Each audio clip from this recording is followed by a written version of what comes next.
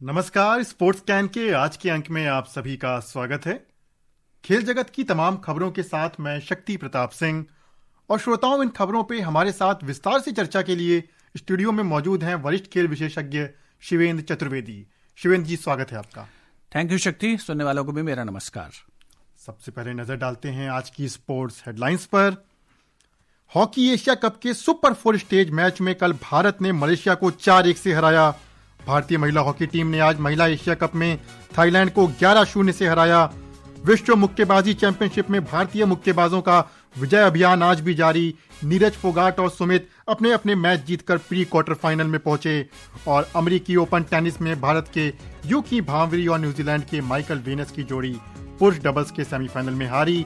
Arena Sabalenka और Amanda एनीसिमोवा महिला singles के फाइनल में।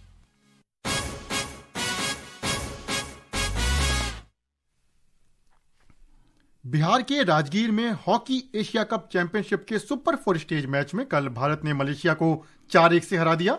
भारत की ओर से मनप्रीत सिंह, सुखजीत सिंह, शिलानंद लाकड़ा और विवेक सागर प्रसाद ने एक एक गोल किया। इस जीत के साथ भारत 4 अंकों के साथ सुपर 4 ग्रुप में शीर्ष पर है। सुपर 4 पूल स्टेज में भारत का अगला मुकाबला अब कल चीन से होना है। एक रिपोर्ट।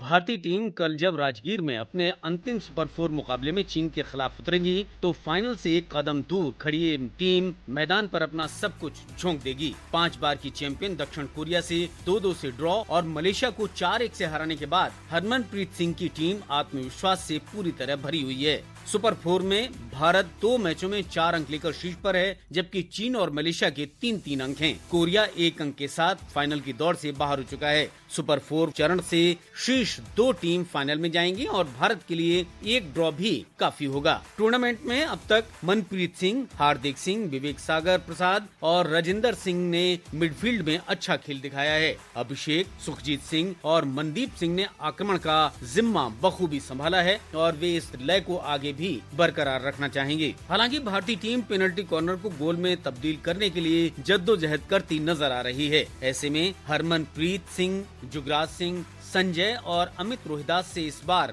बेहतर प्रदर्शन की उम्मीद है। मुकेश कुमार, स्पोर्ट्स कैन। शिवेंद्र जी, यहीं से चर्चा को शुरू करते हैं। हर जीत जो है भारत के लिए दबाव का जो मीटर है थोड़ा और बढ़ा दे रही है।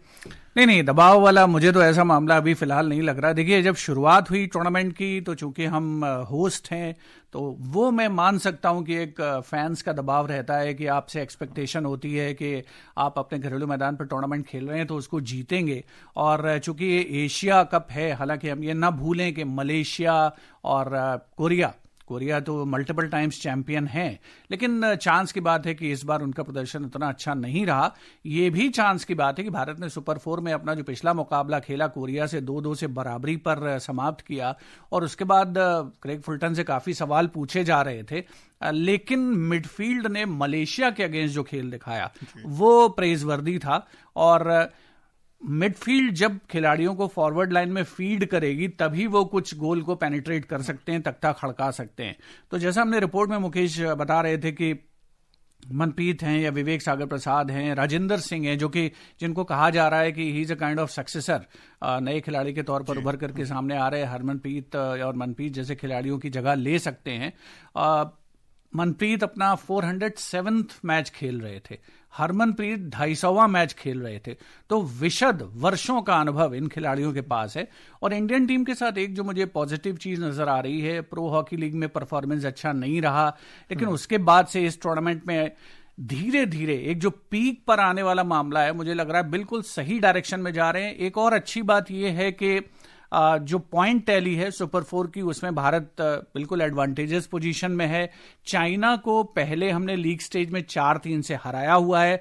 चाइना ने कोरिया को 3-0 से हराया है।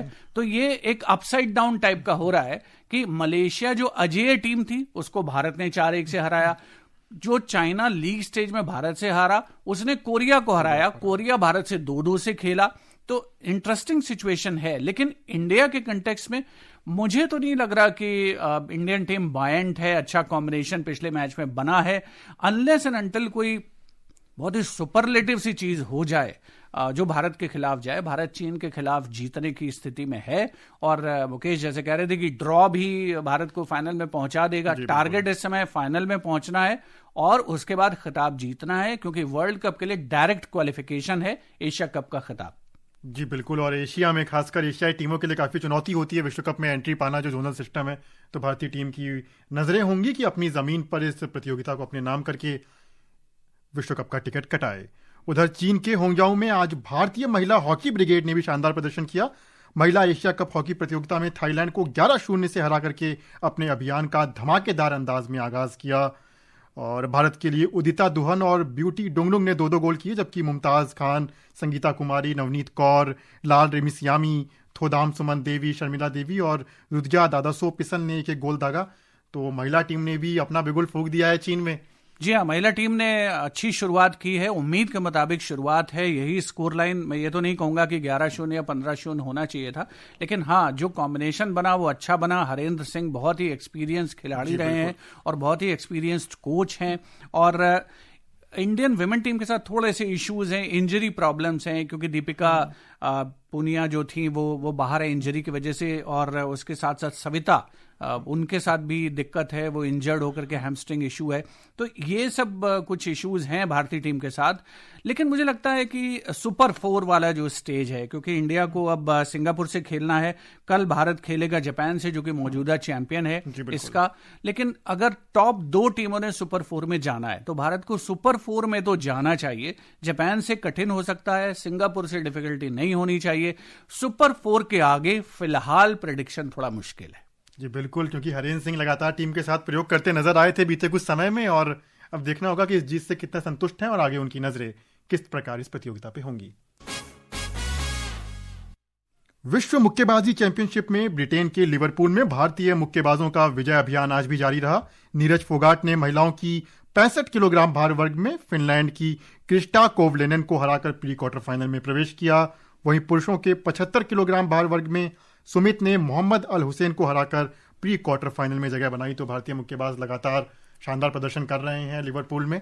जी हाँ, लिवरपूल वैसे तो फुटबॉल के लिए बहुत ज्यादा जाना जाता है, लेकिन संयोग की बात है कि यहाँ पर वर्ल्ड बॉक्सिंग चैंपियनशिप जो हो रही है वहां पर अच्छा खासा इंडियन कंटिंजेंट है। साक्षी ने विमेन में 54 केजी में अपना बाउट जीता है। सानामाचा चानू ने भी अपना बाउट जीता है 70 केजी वेट कैटेगरी में।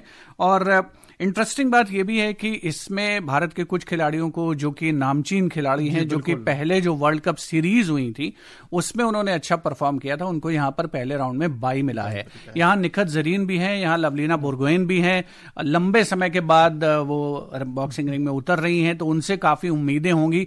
ओलंपिक्स के बाद ये दोनों खिलाड़ी थोड़ा रिंग में नजर नहीं आई थी, तो उम्मीद करेंगे कि तैयारी अच्छी है। इंडियन टीम का जो कंडीशनिंग कैंप था वो वहीं पर लगा था, तो एक्लेमेटाइजेशन पूरा हो रखा है और उम्मीद करेंगे कि अच्छी खबरें हैं। अभी तो इनिशियल राउंड्स हैं, जैसे जैसे मामला आगे बढ़ेगा एक्सपेक्ट कर सकते हैं कि इंडियन टीम जो है वो मेडल के साथ वापस आए इस टूर्नामेंट। जी बिल्कुल, आपने बाई की बात की। 20 सदस्यीय दल में से 10 मुक्केबाज जो है पहले राउंड में बाई पाकर के आगे बढ़े हैं, तो उम्मीद होगी कि आने वाले राउंड्स में भी भारतीय बॉक्सरों का अच्छा प्रदर्शन जारी रहेगा।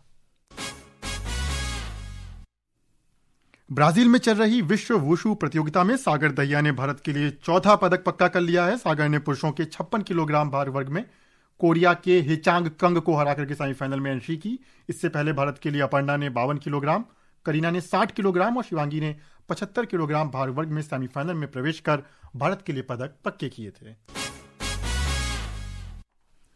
उज्बेकिस्तान में ग्रैंड स्वेस शतरंज प्रतियोगिता में कल भारतीय खिलाड़ियों ने शानदार शुरुआत की। मौजूदा चैंपियन भारत के ग्रैंड मास्टर विदित गुजराती ने पहले दौर में जीत दर्ज की। मौजूदा विश्व चैंपियन भारत के ग्रैंड मास्टर गुकेश डी ने फ्रांस के इटालियन ब्रेकोट को हराया। वहीं शीर्ष वरीयता प्राप्त ग्रैंड मास्टर रमेश बाबू प्रज्ञानानंदा और अमेरिका के ग्रैंड मास्टर जेफरी जोंग के बीच बाजी ड्रॉ रही। भारत की महिला ग्रैंड मास्टर दिव्या देशमुख को पहले राउंड में हार का सामना करना पड़ा। हालांकि वैशाली रमेश बाबू और वंतिका अग्रवाल ने जीत दर्ज की है और द्रोणावल्ली हरिका और इजराइल की मार्सेल इंफ्रामिस्की के बीच में मुकाबला ड्रॉ रहा। तो और आज के मुकाबले खेले जा रहे हैं अगले दौर के जो खिलाड़ियों ने जीत दर्ज की थी। भारतीय चेस के खिलाड़ी जिस भी मैदान में उतरते हैं एक बहुत मजबूत स्पर्धा देते हैं और यहाँ भी ऐसा ही देखने को मिल रहा है। जी हाँ शक्ति, ये ऐसा लग रहा है कि जैसे हम कुछ बात करते हैं ना कई बार कि एक स्वर्णिम युग है, तो ये भारतीय शतरंज का स्वर्णिम युग है। और किसने सोचा था कि आज से 20 साल 25 साल पहले जब विश्वनाथन आनंद ने वो स्वर्णिम शुरुआत की थी, वर्ल्ड चैंपियन बने थे, कि भारत में आज 78-79 ग्रैंड मास्टर्स होंगे। और दिव्या देशमुख अभी रिसेंटली उन्होंने जिस तरीके का परफॉर्मेंस दिया है, भारत ने चेस ओलंपियाड में मेन और वुमेन सेक्शन में, मेन में और ओपन कैटेगरी में गोल्ड मेडल जीते। तो इंडियन चेस इस समय बिल्कुल जैसे कैसे राइजिंग स्प्री पर है। और ये जो टूर्नामेंट चल रहा है यहां पर भी बहुत ही सशक्त मौजूदगी है भारतीय खिलाड़ियों की। और शतरंज जैसे पहले चतुरंग के नाम से जानते थे उसे, भारत में उत्पत्ति मानी जाती है, तो लग रहा है वो जस्टिफाई हो रहा है ओरिजिन। जी बिल्कुल, कहा जा सकता है कि भारत जो है अपने जमीनी खेल के साथ, कोई इसमें दो राय नहीं होगी, जमीनी खेल कहना बखूबी न्याय करता हुआ नजर आ रहा है। उधर अमेरिकी ओपन टेनिस में भारत के यूकी भामरी और न्यूजीलैंड के माइकल वेनस की जोड़ी को पुरुष डबल्स के सेमीफाइनल में हार का सामना करना पड़ा।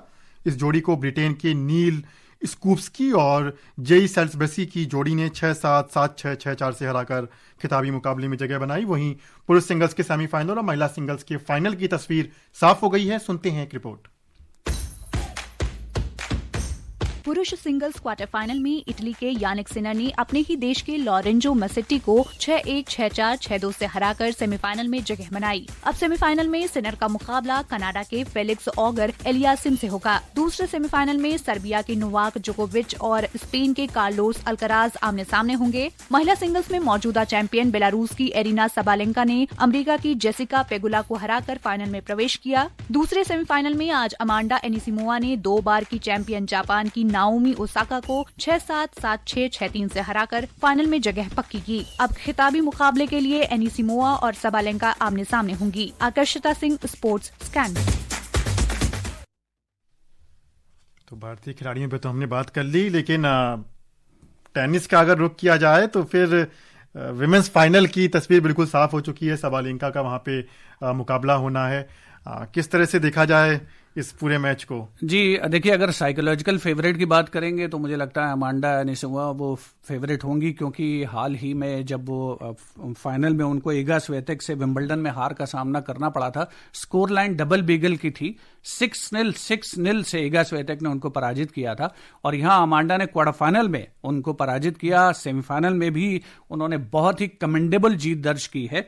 और सबालेंका का जो आप जिक्र कर रहे हैं शक्ति, सबालेंका से हेड टू हेड 6-3 है अमांडा के फेवर में।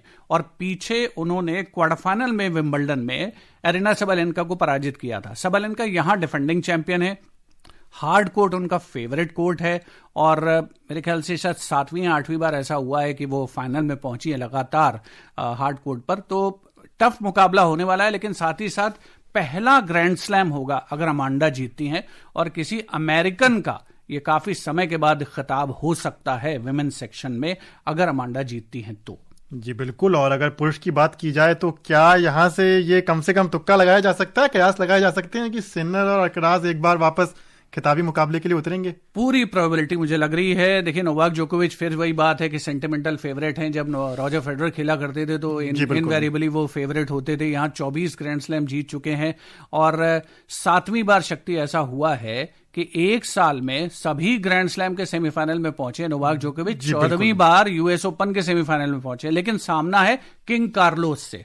तो मामला कहीं से भी आसान नहीं है। बेहतरीन रिदम में है कार्लोस अल्कराज। और दूसरी ओर यानिक सिनर का मुझे लगता है कि थोड़ा सा आसान है उनका मामला।